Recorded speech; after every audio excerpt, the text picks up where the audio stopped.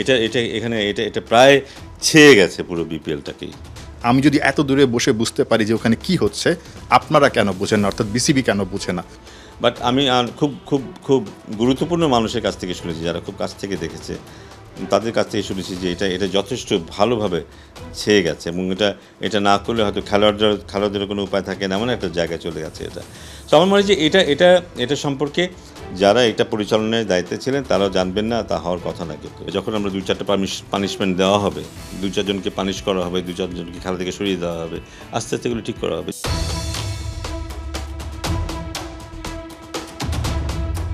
আপনি বিপিএলে কাজ করেছেন, কোচ হিসেবে বা মেন্টর হিসেবে ছিলেন, কাছ থেকে বিপিএলটা দেখার সুযোগ হয়েছে।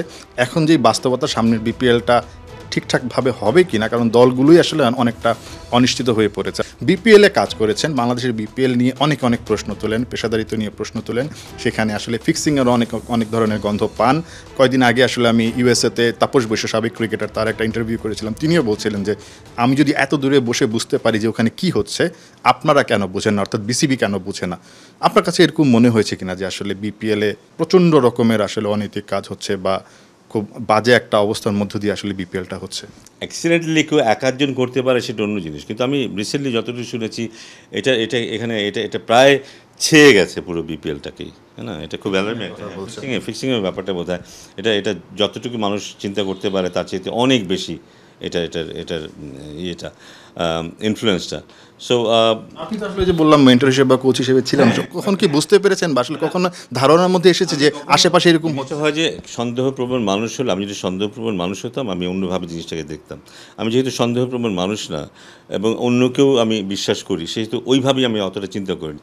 বাট আমি খুব খুব খুব গুরুত্বপূর্ণ মানুষের কাছ থেকে শুনেছি, যারা খুব কাছ থেকে দেখেছে, তাদের কাছ থেকে শুনেছি যে এটা যথেষ্ট ভালোভাবে ছেয়ে গেছে এবং এটা না করলে হয়তো খেলোয়াড়দের কোনো উপায় থাকে না, এমন একটা জায়গায় চলে গেছে এটা।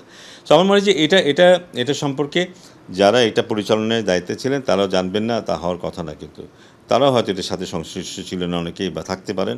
যদিও আমি জানি না, আমি সরাসরি অ্যালিগেশনে যেতে চাই না, বাট এটা এমনি একা হতে পারে না। কিন্তু সো আমার মনে হয় যে আমরা এটাকে ভালোভাবে অর্গানাইজ করার চেষ্টা করিনি, কাজে লাগানোর চেষ্টা করিনি। এখন অনেকে শঙ্কা করছেন সামনে বিপিএল হবে কি হবে না। আমি নিশ্চিত যে যদি ভালো মানুষেরা এটাকে হাতে নেয় এবং ভালো একটা প্ল্যান প্রোগ্রাম করতে পারে, বাংলাদেশে এখনও অনেক মানুষ আছে যারা আগ্রহী হবে, যারা জানবে যেখানে ভেজাল নেই, এখানে করলে ক্রিকেটকে আমি সার্ভ করতে পারবো এবং আমি একটা পরিচয় পাবো। এমন অনেক মানুষ আছেন যারা দল নেবেন এবং ভালোভাবেই বিপিএল অ্যারেঞ্জ করা যাবে। কিন্তু যেই অভিযোগটা আসলে আমরা শুনছি বা শুনে আসছি, বা আপনিও আসলে বললেন যে এরকম আপনিও শুনেছেন বা এই ধরনের বিষয়গুলো আপনারও কানে এসেছে, যেটা ভয়ঙ্কর, আসলে বাংলাদেশের ক্রিকেটের জন্য একটা ভয়ঙ্কর ব্যাপার এবং ক্রিকেটাররা না চাইলেও সেটার সাথে জড়িয়ে যেতে হচ্ছে।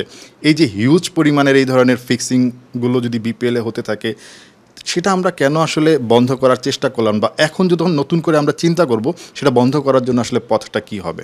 না, রুলস অ্যান্ড রেগুলেশন যদি ঠিক থাকে, পুলিশিংটা যদি ঠিক থাকে, রুলস রেগুলেশন তো আগেও না, পুলিশিংটা যদি ঠিক থাকে, যারা এগুলো দেখবেন, যারা দেখার দায়িত্ব এগুলো ইয়ে করা, তারা যদি ঠিক থাকেন, তারা যদি আগের থেকে বুঝার চেষ্টা করেন যে কোথায় কী হচ্ছে, সেই সম্পর্কে আগের থেকে প্রিকশনসগুলো নিয়ে রাখেন, তাহলে এটা ডেফিনেটলি কমে যাবে।